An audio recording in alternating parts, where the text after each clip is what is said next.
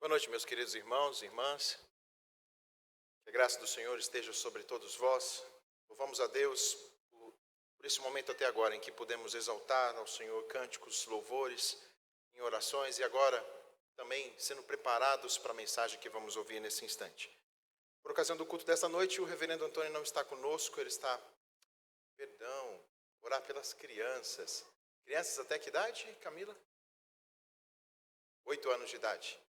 Crianças até 8 anos de idade, nós vamos ter um momento especial para vocês.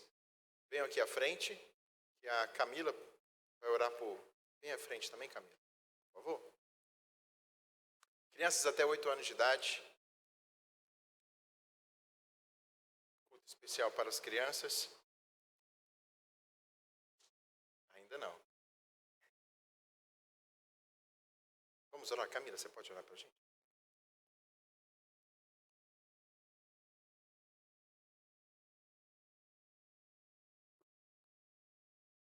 Vamos orar.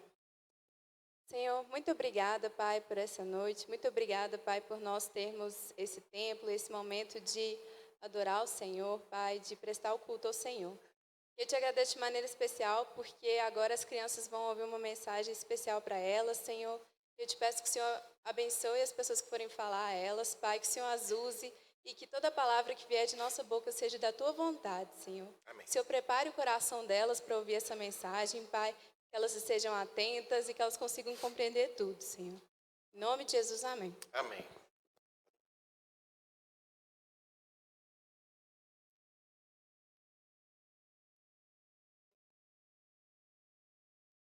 Bom, meus queridos, como eu estava dizendo aos irmãos, o reverendo Antônio, por ocasião do culto da noite, está pregando na igreja Manancial, ali no bairro São Marcos. E hoje nós daremos prosseguimento à carta que nós estudamos na semana passada pela manhã. Nós tratamos a respeito da carta de Paulo, da epístola de Paulo aos Colossenses. Nós lemos do versículo 1 até o versículo 8. Trazendo a memória daqueles que aqui estavam pela manhã e daqueles que não estiveram aqui pela manhã. Nós falamos a respeito de uma carta que é muito atual. Na verdade, toda a Bíblia é atual. Ela é útil para a nossa vida hoje, como foi para aqueles homens e mulheres no passado. Mas é muito interessante porque essa carta ela fala a respeito de uma grande pergunta. Cristo é suficiente para mim e para você? Verdadeiramente o cristianismo é suficiente para a minha vida hoje?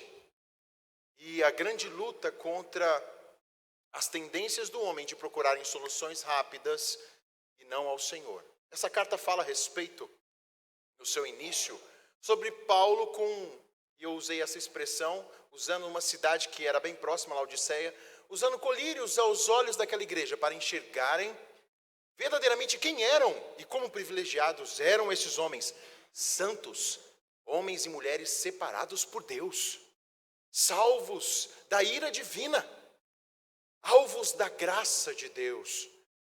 Como disse na semana passada, um povo, uma igreja que for alcançada na sua integralidade por um evangelho vivo e eficaz que estava se expandindo. Portanto, Paulo, nos 8 primeiros versículos, traz a memória daqueles homens em relação ao perigo que eles enfrentavam, porque enfrentavam um pragmatismo, as heresias dos homens que traziam soluções rápidas e o esquecimento de Deus, do evangelho verdadeiro. Hoje, nós teremos um momento especial na continuação do prefácio, do início da carta de Paulo, que é a oração de Paulo aos Colossenses. Portanto, abra comigo a sua Bíblia, na Epístola de Paulo aos Colossenses. Eu vou ler dos versículos 9 a 12. E fiquem com as suas Bíblias abertas, porque vamos várias vezes voltar a esse texto. E assim diz a palavra do Senhor. Capítulo 1, versículos 9 a 12. Por esta razão também nós, desde o dia em que o ouvimos, não cessamos de orar por vós e de pedir que transbordeis de pleno conhecimento da sua vontade, em toda sabedoria e entendimento espiritual, a fim de viverdes de modo digno do Senhor, para o seu inteiro agrado, frutificando em toda boa obra e crescendo no pleno conhecimento de Deus, sendo fortalecidos com todo o poder, segundo a força da sua glória, em toda perseverança e longanimidade, com alegria, dando graças ao Pai, que vos fez idôneos à parte que vos cabe da herança dos santos da luz. Vamos orar? Ore comigo também. Senhor, louvamos ao Senhor por esta rica palavra que temos acesso nesta nossa geração. Obrigado porque aqui vamos meditar a respeito de uma oração tão linda de um servo, chamado especialmente por Ti, que trouxe alento àquela igreja e ao mesmo tempo traz aos nossos corações. Nos ensine a verdadeiramente orar ao Senhor e ter essa comunhão, esse laço, ó Deus, contigo, o Criador dos céus e da terra. Abra os nossos corações nesta noite para enxergarmos a realidade desse vínculo que temos com o Senhor. É isso que pedimos, no nome do Senhor Jesus Cristo. Amém. Meus queridos, minha pergunta introdutória é: nós sabemos orar? Desde pequenininhos somos ensinados a orar. Mães e pais que têm o privilégio de conduzir os seus filhos desde a infância na igreja ensinam os seus filhos a orar, a agradecer a Deus. E é tão gostoso ver quando o menino começa a articular as palavras, agradecendo a Deus, pedindo a Deus. Mas eu faço uma pergunta: será que nós ensinamos corretamente os nossos filhos a orarem? Será que nós, como crentes no Senhor Jesus Cristo, sabemos o que é a oração e como nos achegarmos diante de Deus? Será que o nosso coração está aberto a entender verdadeiramente o que é a oração? Meus queridos, quando Jesus estava na terra, uma das grandes indagações dos discípulos, ao ver tudo que Jesus fazia, a sua oratória, os seus gestos, na verdade, como ele se comunicava com as pessoas, o que ele fazia, os seus milagres e tantas outras coisas, os discípulos poderiam pedir: Senhor, me dê essa oratória, Senhor, me dê este poder para curar. Não, nós vemos aqui que um dos grandes pedidos dos discípulos ao verem Jesus no dia a dia foi: Senhor, nos ensine a orar. É porque a oração, meus queridos, era algo tão profundo na vida de Deus, de Jesus Cristo, com o seu Pai, que os discípulos almejaram ter esta comunhão com Ele. E nós vemos que os discípulos alcançaram uma vida de comunhão com Deus a partir de Atos capítulo 1. Não foi fácil. Eles titubearam naquele jardim durante 3 vezes. Jesus foi ao encontro deles e eles estavam dormindo. Eles não continuaram na oração. Mas nós vemos que maravilhoso é o que a palavra de Deus fala a respeito do nosso mestre e como os discípulos viram esta atitude do nosso mestre. Calvino, ele define assim o que é oração. Oração é o principal exercício da fé, e mediante a qual recebemos diariamente os benefícios de Deus.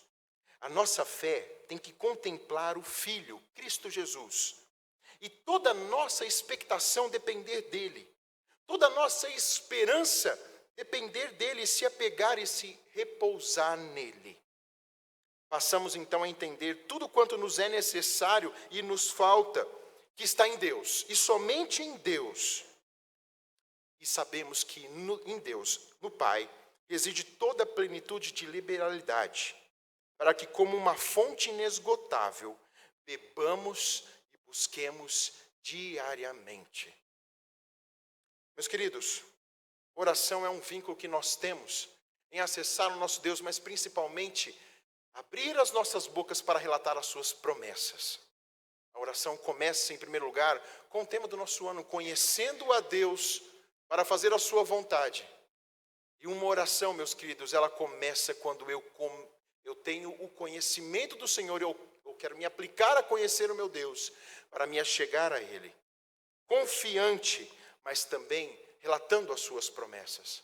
E nós vamos ver hoje, meus queridos, como Paulo tinha no seu coração a convicção do Deus a qual ele servia. Ousado no seu falar, ousado no pedir a uma igreja como nós, fiel no Senhor, que proclamava as suas verdades, mas também necessitada da graça de Deus. É por conhecer a graça de Deus, como nós falamos no domingo passado, é que Paulo se dirige a Deus com ousadia. Por isso que ele sabe que o grande vínculo é com o Pai. No momento da crise, no momento da aflição, buscar a Deus. Portanto, meus queridos, nós temos que, antes de adentrar ao texto, trazer à nossa mente uma coisa. Eu vou saber orar quanto mais eu conhecer o meu Deus, mais as minhas orações vão estar alinhadas à sua vontade.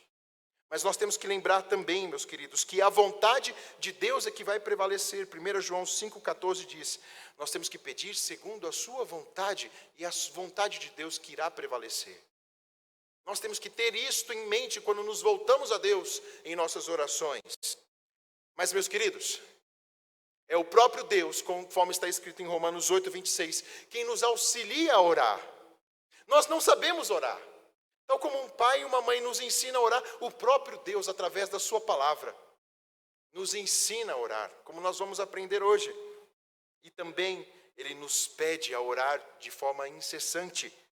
1 Tessalonicenses 5,17, orai sem cessar. E Ele está perto daqueles que o invocam. Meus queridos, portanto, aqui há um grande vínculo que nós podemos nos apegar hoje. E entender verdadeiramente o que é a oração. E como orar, o que pedir e o que esperar do Senhor.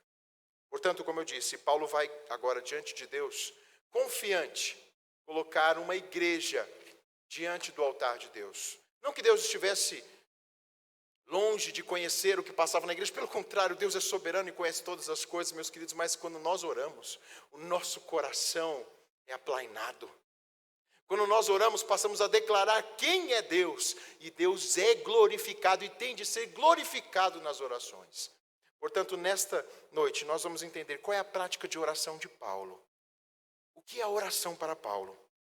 Como Paulo pedia e o que ele esperava. O primeiro ponto, meus queridos, que eu destaco está no versículo 1.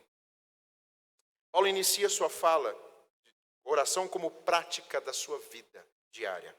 Paulo inicia sua fala fazendo uma ponte no versículo, se você voltar os seus olhos no versículo 9, tem uma frase, por esta razão. Que razão é esta? Ele faz uma ponte entre tudo aquilo que ele havia dito a respeito da graça de Deus, tudo aquilo que ele havia dito a respeito das evidências da graça de Deus sobre a vida dos colossenses, com a sua oração. Portanto, a ponte de Paulo da oração é lembrar o que Deus havia feito, trazer à memória o que lhe dá esperança. É assim que começa a sua oração, trazendo à memória quem é este Deus que chamou homens e mulheres para serem santos, alvo da sua graça, alvo do seu grande amor. E é muito interessante que a sua oração, meus queridos, ela faz esse link direto com o versículo de número 8. Volte os seus olhos para o versículo de número 8. Versículo de número 7 e número 8. Ele diz assim, segundo fostes instruídos por Epáfras, nosso amado conservo, e quanto a vós outros, fiel ministro de Cristo, o qual também nos relatou do vosso amor no Espírito. Semana passada eu disse que aqui Paulo profere gratidão a Deus por ter colocado Epáfras como um servo dele. E o início da oração, agora no versículo 9, ele está linkado com a gratidão a Deus. Portanto, meus queridos, aqui ele reconhece que é graça de Deus sobre a vida daquela igreja, continuamente. Meus queridos, e aqui ele volta, no versículo 9, ele também diz, por esta razão, também nós, quem é nós? Quem ele se refere aqui? Paulo, Timóteo e Epáfras. Eram irmãos que estavam em intercessão pela igreja, irmãos envolvidos em oração.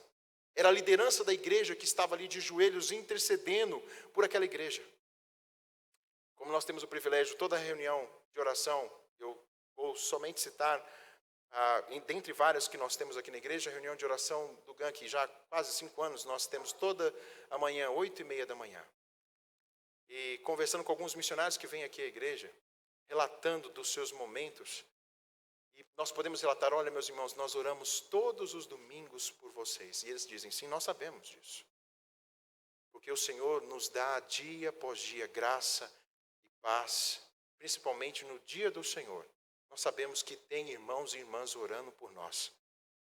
Portanto, aqui há homens que se colocam de joelhos por nós. Há homens e mulheres que estão orando por cada um de nós, meus queridos. Talvez você está aqui, neste recinto, e não saiba que há homens ou mulheres ou jovens orando por você hoje. Ou talvez há muito tempo. Você está sendo alvo de oração. Eu não sei como está o seu coração. Eu não sei o que talvez está acontecendo no íntimo da sua alma, mas eu creio que há homens orando por você, se vocês são líderes, diáconos, homens, jovens, casais que aqui estão, adolescentes, vocês são alvos de oração. Portanto, Deus levanta aqui homens para orar. E Paulo se destaca, nós intercedemos. Quando? Desde o dia em que ouvimos, não cessamos de orar por vós. No último sermão eu disse que o evangelho, no versículo 6, ele teve uma eficácia tão grande na vida daquela igreja que produziu fruto. E uma igreja cresceu em Colossos. Paulo havia passado por aquela região, porque sair de Antioquia para ir para Éfeso, onde ele ficou um tempo, era necessário passar pela rota em que passava por Colossos, Laodiceia, Hierápolis, até chegar em Éfeso. Mas ali não tinha uma igreja quando Paulo passou por ali. Só que uma igreja foi alvo dos missionários que vieram de Éfeso. E aqui uma igreja cresceu. Então, desde este momento, quando nós olhamos aqui nos originais, meus queridos, nós passamos a entender que a oração tem dois links. Desde o momento em que a igreja surgiu, eles já intercediam por ela. Desde o primeiro fruto, já haviam homens orando por aquela igreja. E depois que Epáfras chega com a notícia da igreja, do fruto, mas ao mesmo tempo da crise que se instaurou por causa dos falsos profetas, ao qual nós veremos mais à frente, aqui é interessante que há um destaque muito especial nessa palavra, não cessamos de orar por vós. Essa expressão, meus queridos, dá uma ênfase desta forma, passaram a orar como nunca dantes haviam feito. Então, quando chegou a notícia de um problema, de uma crise, em vez de se reunir, vamos tentar avaliar o que está acontecendo, eles se dobraram ainda mais em oração. Eles se dobraram como líderes e rogaram a Deus, se voltando ainda com mais frequência a Deus, não cessando de orar. E isso não cessando de orar é de uma forma contínua, diária, relembrar, trazer sempre à memória. Portanto, que lições nós aprendemos aqui nesse primeiro ponto, meus queridos? Que Paulo aqui nos ensina que a prática de oração, em primeiro lugar, faz parte da vida da igreja. Precisa fazer parte da vida da igreja. Ela é a força motriz da igreja. Ela começa no nosso lar. Se nós deixamos de orar dentro do nosso lar, meus queridos, nós não vamos orar em lugar nenhum. Mas ela também é necessária, porque ela, como eu disse, ela plane nos nossos corações. É na reunião de oração aqui com a SAF, quando muitas vezes a dona Judite não está aqui entre nós, ela sempre vem na parte da manhã, mas uma senhora de 80 e tantos anos vem falar, aqui eu conheci que a dona Judite plantou uma igreja durante 6 anos, numa região longínqua, com quase 60 pessoas, durante 6 anos. Uma mulher de oração. O nosso coração é aplainado, nós passamos a amar, a conhecer uns aos outros. A oração, meus queridos, ela, como nós vamos ver mais à frente, ela promove tantas benécias para o povo de Deus. Além de conhecermos os problemas uns dos outros. Mas ela começa na vida da igreja. E a oração, em segundo lugar, ela fazia parte da vida da liderança daquela igreja. Havia responsabilidade para com o rebanho. Um rebanho, quando ele fica na tutela de um pastor, ele tem que apresentar todas as ovelhas depois, ele tem que cuidar das ovelhas. Portanto, a oração, meus queridos, ela também envolve, da nossa parte, como liderança dessa igreja, como, não vamos falar somente da liderança, como pais, ou aqueles que dizem, não sou pai, mas futuros pais, meus queridos, ela faz parte da vida dessa igreja. Nas crises, Deus move o coração dos homens a orar. E aqui nós vemos que houve uma explosão de oração, de intercessão, com regularidade na vida dessa igreja. E por último ponto, nesse primeiro ponto, última lição que nós aprendemos, é que a oração promoveu laços de comunhão. Volte comigo no versículo 9. Eu vou ler isto aqui, e depois no capítulo 4, versículo 3. Paulo fala assim, por esta razão também nós, desde o dia em que o ouvimos, não cessamos de orar por vós. Até aí. Lá no versículo 4, no capítulo 4, versículo 3. Paulo está dizendo assim depois para a igreja, suplicai ao mesmo tempo também por nós, para que Deus nos abra a porta, a palavra, a fim de falarmos do mistério de Cristo, pelo qual também eu estou algemado. Vá comigo na carta aos Romanos, capítulo 1, por favor. Romanos, capítulo 1, versículo 9. Paulo diz: porque Deus a quem sirvo em meu espírito no evangelho de seu Filho é minha testemunha de como incessantemente faço menção de vós. A liderança, orando pela igreja. Agora vá no capítulo 15, versículo 30. É o último versículo que eu peço para os irmãos.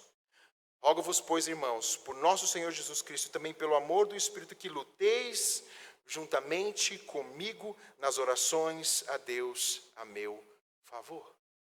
Meus queridos, se você gostar de sentar nesta noite ou nessa semana, pegue todas as cartas de Paulo. Todas as cartas de Paulo têm um vínculo de oração do líder, orando e intercedendo pela igreja, e depois ele dizendo: eu preciso da intercessão dos irmãos. A oração promove comunhão. A oração é um vínculo, meus queridos. Deus não precisa da nossa oração, mas ela é um meio para unir o povo de Deus. Ela é o que une verdadeiramente o povo de Deus nas crises, nas bênçãos, mas ela que promove essa união verdadeira. Ela quebranta o coração. Há tantos exemplos que a gente poderia colocar aqui, do que eu particularmente sou abençoado dos momentos de oração com vários irmãos aqui. Além de aumentar os laços de comunhão, é tão interessante que quando nós oramos com o irmão, meus queridos, a mente ela fica antenada. Onde está meu irmão? Será que está bem? Então a gente vem na igreja, a primeira coisa quando eu vejo o irmão é: e aí, como está essa luta? Como está a sua vida? Meus irmãos, não há melhor comunhão do que a oração. Em segundo lugar, segundo ponto, a partir do versículo 2, do versículo 1 ainda, versículo 9, desculpa.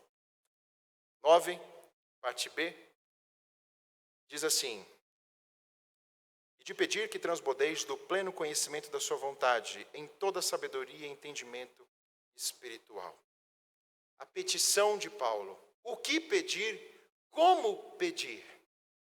Como orar? Meus queridos, o que um apóstolo aqui, ele pede em favor da igreja? Nós já acabamos de ler, mas o que ele pede em favor da igreja? A igreja está passando por um grande problema. É uma igreja gentílica, como eu disse semana passada, em quase toda a sua maioria. É uma igreja que era perseguida, sim, pelos povos. Eles foram perseguidos durante quase 200 anos pelos romanos. Passavam por crises. Aquela região ali de Colossos era próspera, mas ao mesmo tempo, meus queridos, era alvo de terremotos sem parar. Até hoje na Turquia. Era uma igreja que lutava também. Estava esmorecendo por causa dos falsos mestres. O que Paulo pediria? O que eu e você pediríamos? Senhor, traga paz, traga graça. Não pediríamos isso? O que um pastor pediria? O que a liderança da igreja pediria pela sua igreja? Que ela seja preservada. E é claro que isso nós podemos pedir a Deus, que ela seja preservada de pressões, de aflição, de sofrimento. Mas aqui nessa oração a gente não vê Paulo pedindo isso. Paulo não pede nada disso aqui nesse texto. Em primeiro lugar, meus queridos, se nós voltarmos os nossos olhos para Atos capítulo 14, 22, ou então 1 Tessalonicenses capítulo 3, versículo 4, nós vamos entender que Paulo já tinha consciência de que a vida cristã passaria por trajetórias de lutas, e lutas constantes, do começo ao fim. Por isso que Paulo várias vezes trata a respeito de temos que ser soldados, e soldado está o quê? Em guerra. Um grande pastor de hoje, o reverendo pastor John Piper, fala a respeito disso, que nós cristãos temos que ter a mentalidade que estamos em guerra. Vida cristã não é fácil. Eu tenho duas posturas, ou eu acomodo, ou eu luto. E nós vemos aqui, meus queridos, que apesar de saber disso, havia uma preocupação latente no coração dele. Havia preocupação com a igreja. Ele não era, ok, estamos em guerra, então permaneçam firmes. Pronto, não, ele intercedia pela igreja do Senhor. Ele intercedia para que a igreja não se desviasse do caminhos, não buscasse atalhos. Eu fui num sermão de 200 anos atrás, e esse sermão citou John Bunyan, do Peregrino. E nesse pedaço do texto ele diz assim, é como se Paulo pudesse ter esse livro do John Bunyan e falasse a respeito daquele episódio em que o peregrino, ainda com a sua mochila, o seu fardo nas costas, depois de passar pelo pântano e depois de passar pelos aqueles caminhos tortuosos, ele vai em direção agora, sem ouvir aqueles homens do saber, e segue em direção à porta. E quando chega à porta, Um lhe puxa rapidamente porque os dardos de Satanás estavam atingindo aquela porta. E ele mostra depois um caminho. E ele faz a seguinte asseveração: siga pelo caminho. O caminho é reto, mas ele é estreito. Ele é ardiloso, na verdade, desculpa, ardiloso não. Erro de palavra. Ele tem os seus caminhos estreitos. É muito difícil percorrer por eles, mas ele dá uma ressalva: não busque atalhos. Não busque atalhos. Siga firme, resista até o final. Meus queridos, aqui Paulo, na sua oração, ele evoca a mesma coisa. Igreja, volte ao seu alvo principal. Volte à caminhada com o Senhor. E por isso que ele volta e ele começa, a partir desse versículo, dizendo: e pedi. Ele está encorajado por evidências da graça de Deus. Então, aqui ele pede mais graça para essa amada igreja. Ele não pede livramento, mas ele pede graça de Deus.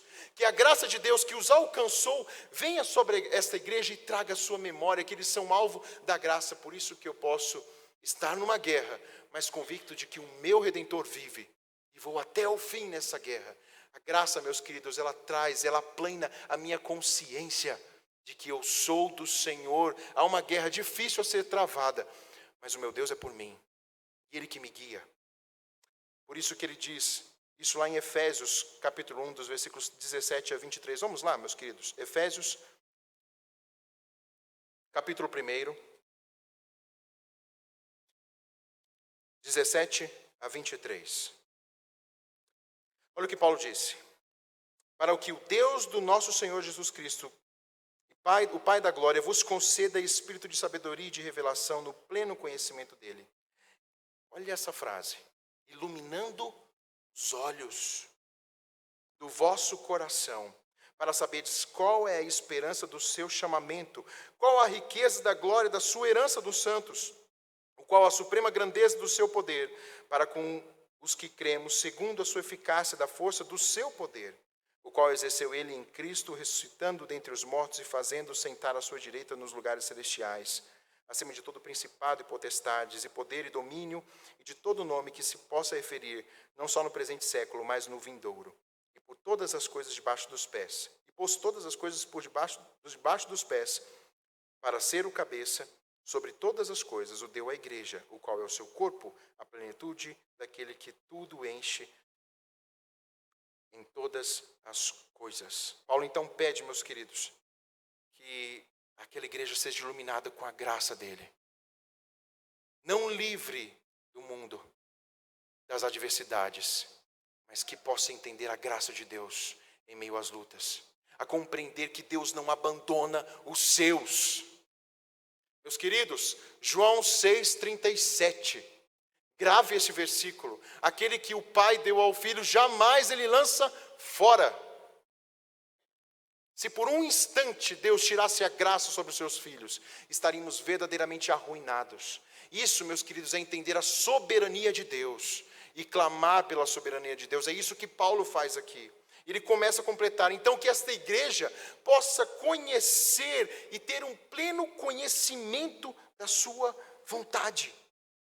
Paulo pede a Deus, meus queridos, que a igreja superabunde e transbordeie. Olha que interessante, passa os olhos comigo em alguns versículos aqui, desse capítulo.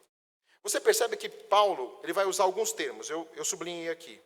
Que eles sejam cheios do pleno conhecimento. Que eles sejam cheios de toda sabedoria.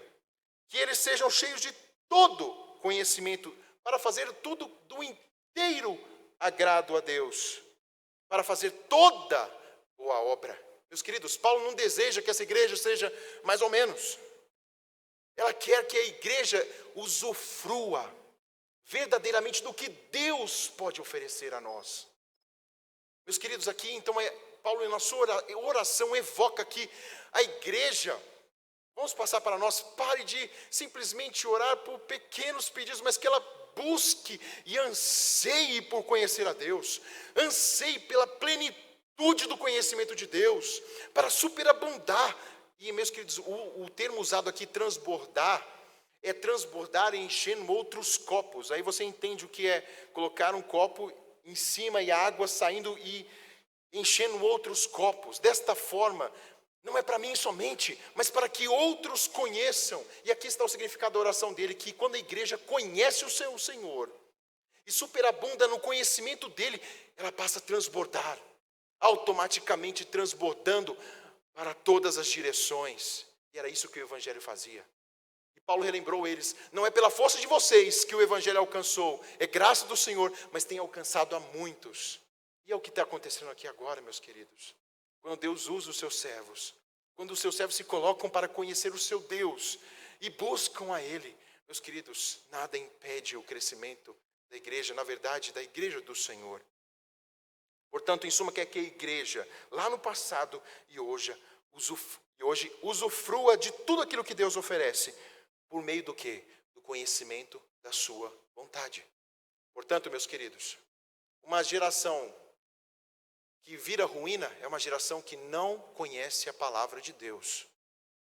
Uma geração que não lê a palavra de Deus se torna igual aquela geração que os meus olhos contemplaram na Inglaterra, em que há somente senhores e senhoras sentados na frente da igreja com seus 70, 80 anos. E toda aquela geração para trás já não senta mais aos bancos da igreja, porque sequer conhece o Senhor. Meus queridos, conhecer ao Senhor é fundamental para a igreja. Conhecer ao Senhor é o que o Senhor, na verdade, Paulo evoca para que a igreja o conheça. A igreja, meus queridos, é então um organismo vivo. A igreja não foi colocada para ficar parada e simplesmente contemplar a Deus de domingo a domingo. A igreja foi chamada para ser algo crescente. Paulo, por isso que ele usa, vocês têm que frutificar, vocês têm que crescer. Nós ansiamos, meus queridos, e eu falo de verdade aqui, porque várias vezes nós já conversamos, seja com os membros aqui, seja em reuniões de oração, reuniões de conselho. Meus queridos, nós precisamos verdadeiramente ansiar, como foi dito aqui nessa manhã, para que os nossos filhos verdadeiramente conheçam ao Senhor, que superabundem no conhecimento de Deus. É lícito pedir pela faculdade deles? Sim, é lícito. É lícito pedir para que sejam bem-sucedidos? Sim. Mas, meus queridos, nós temos que pedir para que a igreja fale do amor de Deus, para que os nossos jovens conheçam mais do Senhor. Portanto, aqui nós vemos que Paulo quer que a igreja transborde desse conhecimento, e não um conhecimento teórico, não um conhecimento que escravize, e era essa a luta. Os falsos profetas ensinavam um conhecimento que era místico, mas também escravizante. E Paulo aqui na sua oração está falando, meus queridos, vocês já têm de graça o conhecimento através da palavra. Portanto, se voltem à palavra. Não precisam de outras coisas. Meus queridos, e é a mesma luta nossa hoje. Nós não precisamos de muitas coisas, é só o povo de Deus se voltar à sua palavra. Ansiar, arrepender e buscar ao Senhor. E Deus é quem age no coração da sua igreja. É Ele quem transforma, é Ele quem renova. E Ele continua, para que essa igreja tenha toda a sabedoria e entendimento espiritual. Meus queridos, a sabedoria é a vontade de usar, na verdade, é usar os melhores meios para atingir uma vida que glorifique ao próprio Deus. Sábio neste mundo é aquele que sabe usurpar, é aquele que se coloca à frente de todos.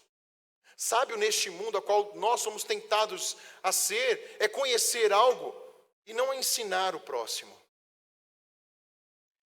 Nós, como igreja, temos que ensinar uns aos outros. Se vemos um irmão em falha, nós somos chamados para ensinar, usar os meios da palavra de Deus a fim de ensinar o próximo. Fazer uso dos meios para atingir uma vida que glorifique a Deus. Conhecer então a Deus, o temor do Senhor, é o princípio da sabedoria. E qual que é a fonte do conhecimento? Para encerrarmos o ponto 2.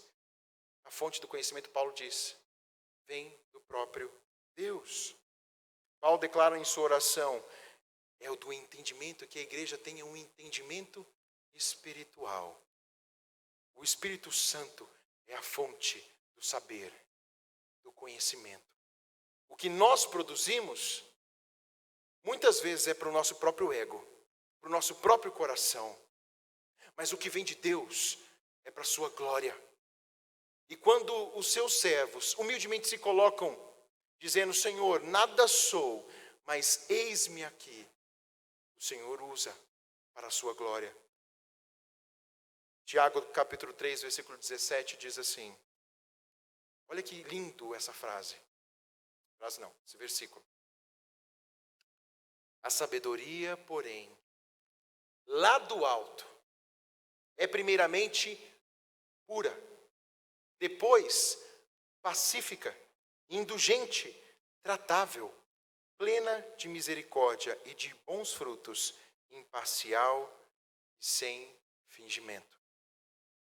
É isso que o Senhor quer fazer com a sua igreja. Sabe por que é difícil? Não por nós. Na verdade, o Senhor pode fazer isso a qualquer instante.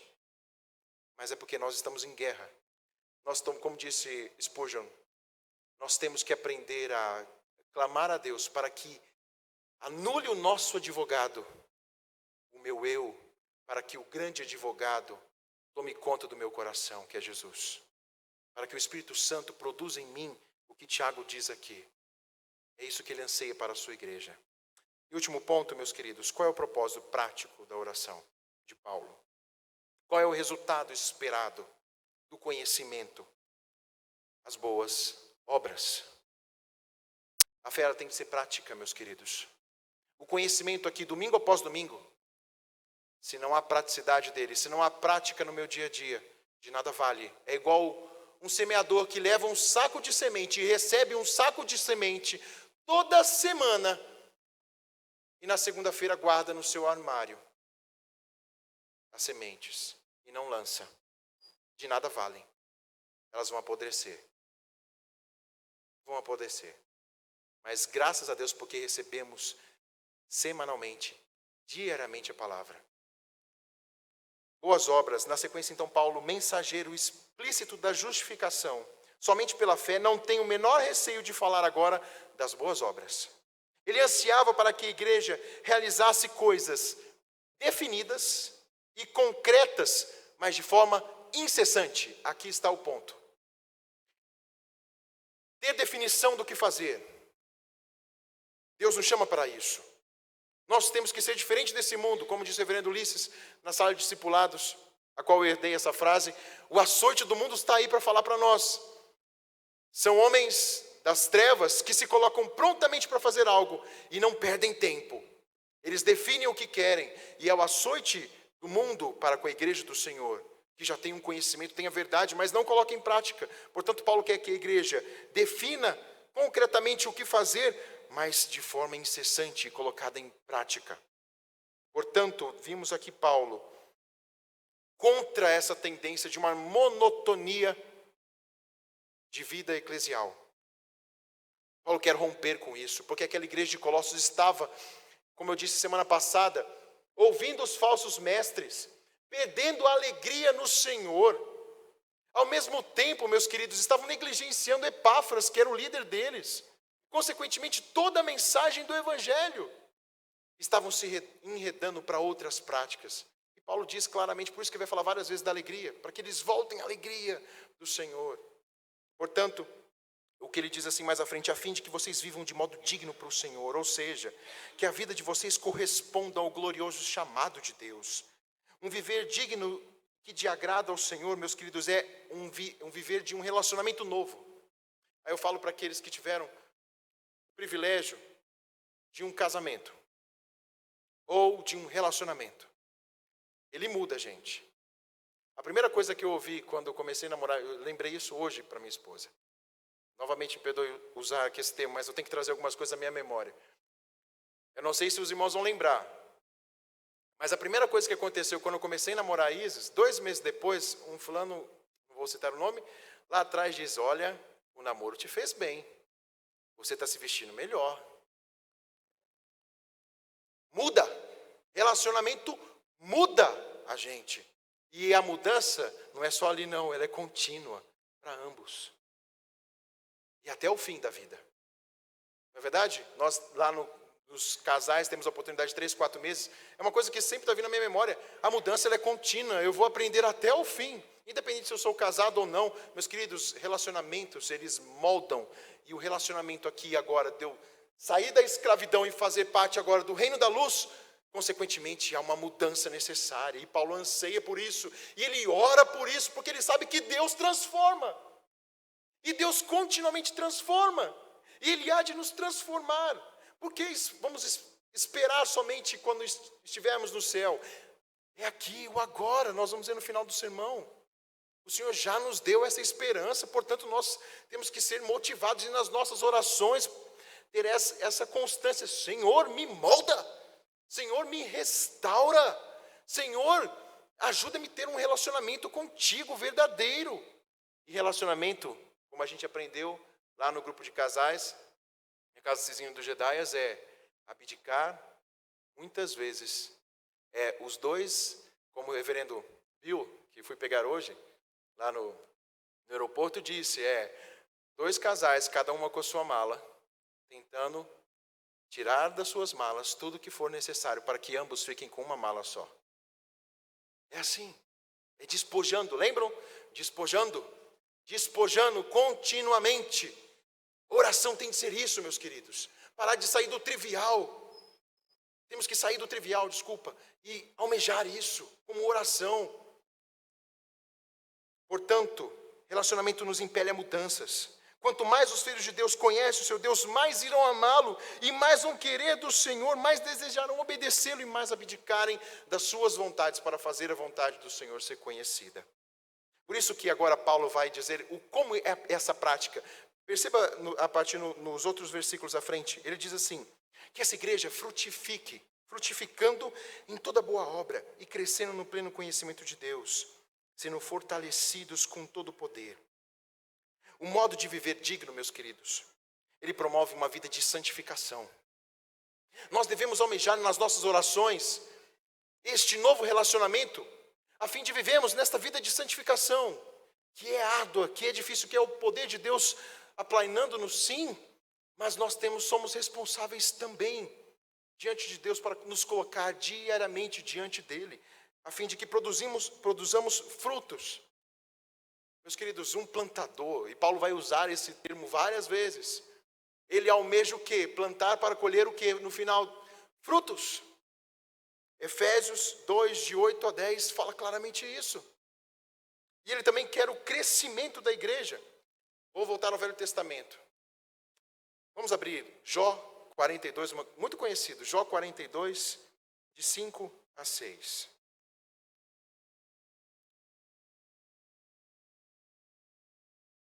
Jó 42,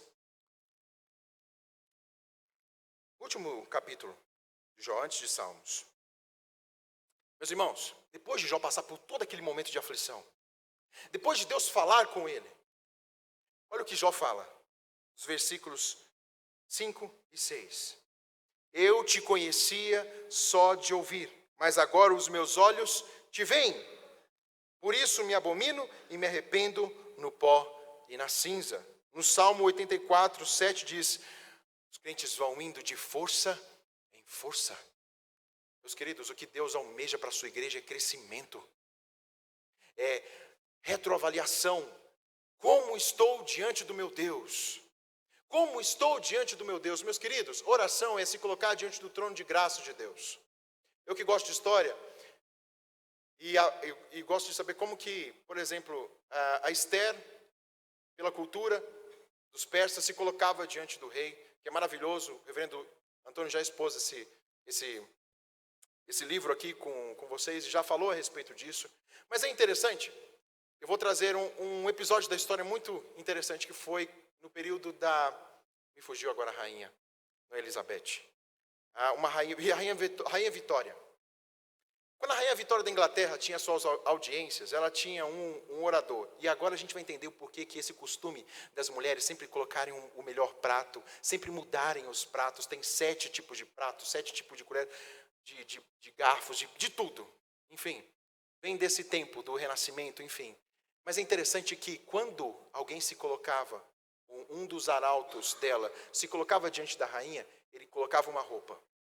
No outro dia, ele tinha que ir com outra roupa. Se ele usasse a mesma roupa, ele tinha que lavar e passar, mas estar impecável diante da rainha. Sempre renovando o seu guarda-roupa. Sempre se colocando de uma forma cada vez melhor diante da rainha. Se um homem pecador se coloca diante de uma rainha pecadora, por que nós, crentes, que servimos ao Criador dos céus e da terra, Senhor dos senhores, não almejamos, cada dia que vamos nos achegar ao Senhor, conhecer mais dele, estar cada vez mais preparados diante dele?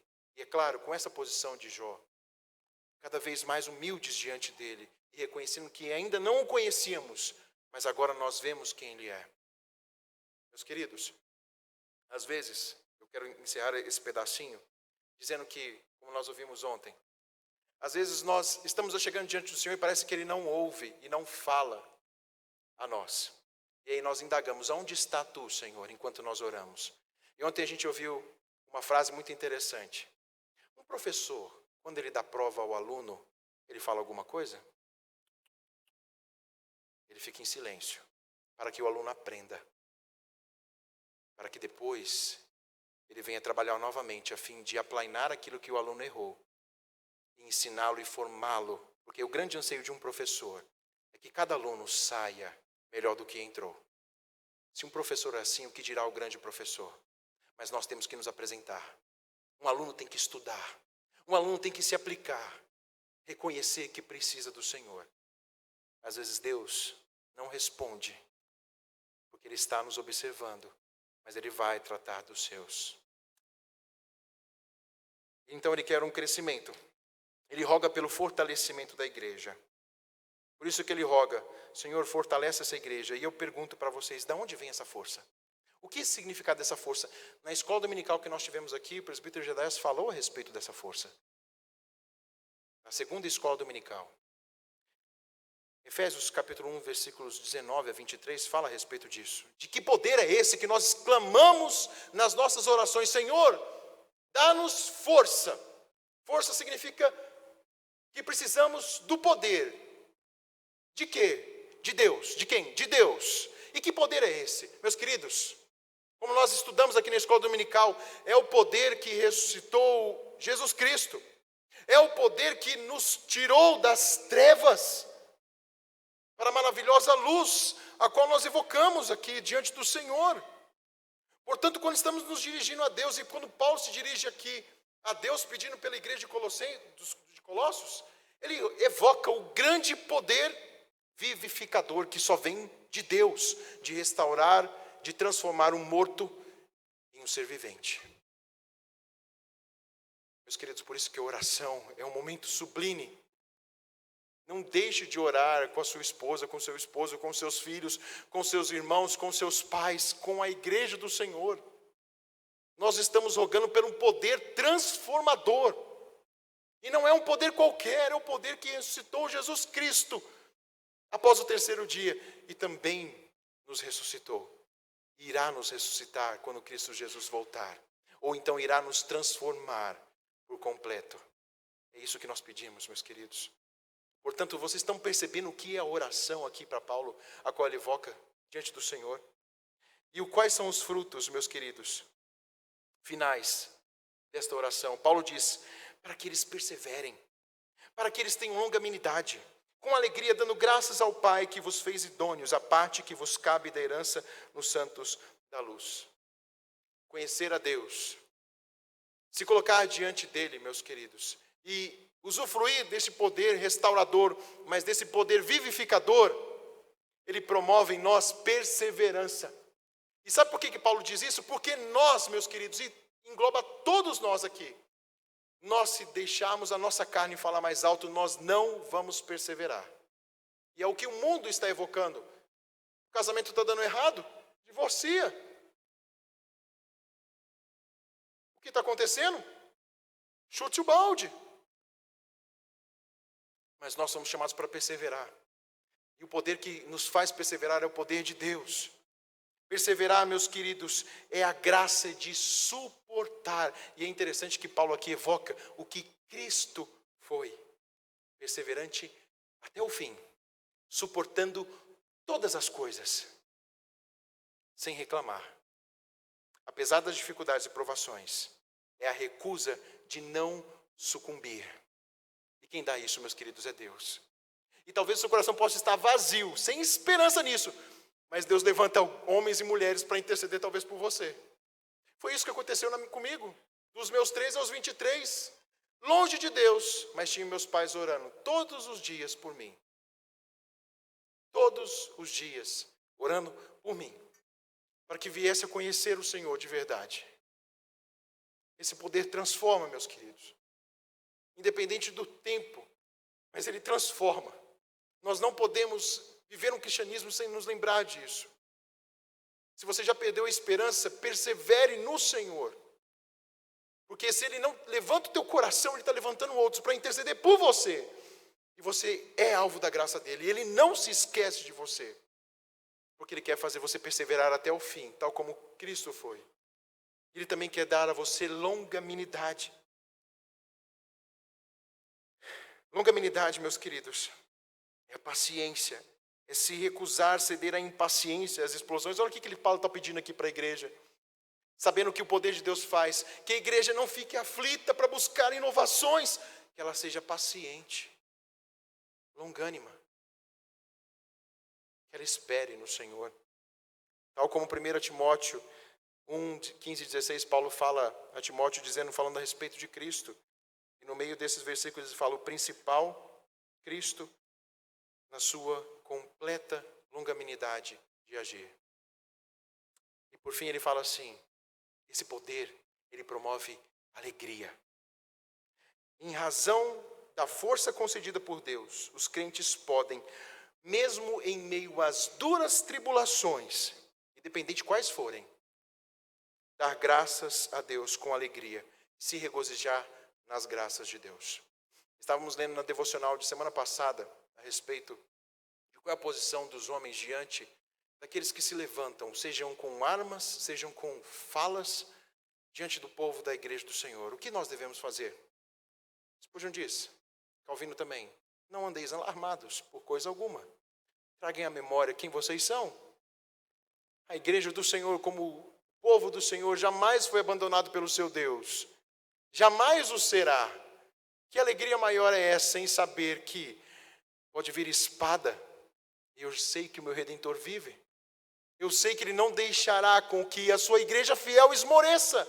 Ele assim o diz, voltem à escatologia. O fim dos tempos, o Senhor preservará a sua igreja. Claro que haverá poucos com amor e com fé, mas Ele preservará a sua igreja. Porque Ele é fiel às suas promessas. Portanto, nada melhor do que esta alegria. Lucas 6, 22 a 23 diz, bem-aventurados quando vocês forem quando os homens vos odiarem, quando os expulsarem das vossas companhias, vos injuriarem, por causa do Filho do Homem, regozijai naquele dia e exultai. E o último ponto que Paulo traz à memória deles é que eles têm que ser gratos ao Pai. O coração grato, essa frase é linda que eu busquei. O coração grato é um coração o coração grato é o fruto de um coração transformado. O coração grato é fruto de um coração transformado. Portanto, meus queridos, você já foi transformado. Eu quero finalizar dizendo que no versículo 12, Paulo ele diz assim, ele responde, porque Ele nos fez coparticipantes da herança dos santos na luz. Você já tem isso. Se você creu um dia no Senhor Jesus Cristo, você já possui essa herança. Você já tem ela afiançada, ninguém vai retirar da sua mão. E no versículo 13 ele diz que foi por meio do Filho do seu amor que nós recebemos liberalmente todas as coisas. E qual é a nossa herança? A paz com Deus. Qual é a nossa herança? A vida eterna. Deus então ele tornou os colossenses e nós como igreja hoje dignos e competentes para receber esta herança. É isso que nós temos que trazer à memória nas nossas orações. Porque nós já temos assegurada, se você voltar os seus olhos aí para o versículo 13, Paulo vai dizer, porque Ele, Cristo Jesus, já nos transportou para o reino do seu amor. Isso já aconteceu. naquela cruz, quando você um dia reconheceu Ele como seu Senhor e Salvador. Isso já aconteceu. Mas qual que vai ser a possessão plena? O seu futuro. Versículo 15, ele finaliza. Ele diz: e a recompensa que lhe está posta nos céus. É nisso que a minha mente tem que estar conservada enquanto eu me volto ao Senhor. Que o meu passaporte já está com o selo real. E a minha chegada, e a minha estadia já está próxima. E eu estou rumo, peregrinando aos céus. Pode ser hoje. Pode ser hoje. Pode ser amanhã. Pode ser daqui a um ano. Mas nós que cremos no Senhor Jesus Cristo já temos isso assegurado. E isso deve nos motivar. Isso deve acalmar os nossos corações frente a tudo aquilo que nos acontece ao redor. Para que as nossas mentes possam ansiar pelo Senhor e buscar nele forças. Para que Ele seja glorificado. Esta oração que nós precisamos aprender. Esta oração que nós precisamos ensinar. Porque ela glorifica a Deus. Ela agrada ao Senhor. Isto é fazer a vontade de Deus. Louvamos a Deus porque Ele não deixa os seus filhos sós. Louvemos a Deus porque Ele nunca desampara os seus. Ele é um Pai perfeito que nos ama. Amou aquela igreja de Colossenses. Ama esta igreja e ama cada um de vocês. Portanto, se você ainda não dobrou seu coração diante dele verdadeiramente, meus queridos, volte-se a Ele. Se você já se esqueceu, meus queridos, Ele não se esqueceu de você. Ele não se esqueceu. E é Ele quem vai promover tudo para que o nome dele seja glorificado. Vamos orar? Senhor nosso Deus, ó Pai eterno, nos ensine a orar, ó Deus. Nos ensine verdadeiramente a declararmos as Tuas promessas nas nossas orações. Retire de nós a cegueira que o nosso próprio pecado produz. Queremos Te glorificar aqui agora, porque a Tua palavra, ó Deus, ela é como luz para os nossos olhos. Ela aplana o nosso caminho. Ela nos traz à mente aquilo que o Senhor já o fez em nossas vidas. E aquilo que está prometido para o Teu povo. Rogamos nesse instante, ó Deus, que o Teu poder possa nos transformar verdadeiramente. Transformar a nossa igreja. Transformar, ó Deus, as nossas vidas. Para declararmos, ó Pai, e transbordarmos a todos aqueles que estão ao nosso redor quem Tu és. Que a nossa alegria possa retornar no Senhor. Que a nossa longanimidade, ó Pai, possa ser crescente. Ó Deus, e que possamos ansiar para que o Teu nome seja glorificado. Ó Deus, muito obrigado por esse dia que o Senhor nos trouxe aqui para ouvir essa palavra. E aplique primeiramente em mim, ó Deus, este caráter. Está cada vez mais próximo de Ti e dependendo do Senhor. Ó Deus, leve-nos com segurança para os nossos lares, mas com a mente fita de que o Senhor jamais nos desampara. E o que o Senhor quer nos transformar à estatura do Teu Filho Jesus Cristo. Seja Tu glorificado, hoje e sempre. Amém. Nos coloquemos de pé para receber a bênção.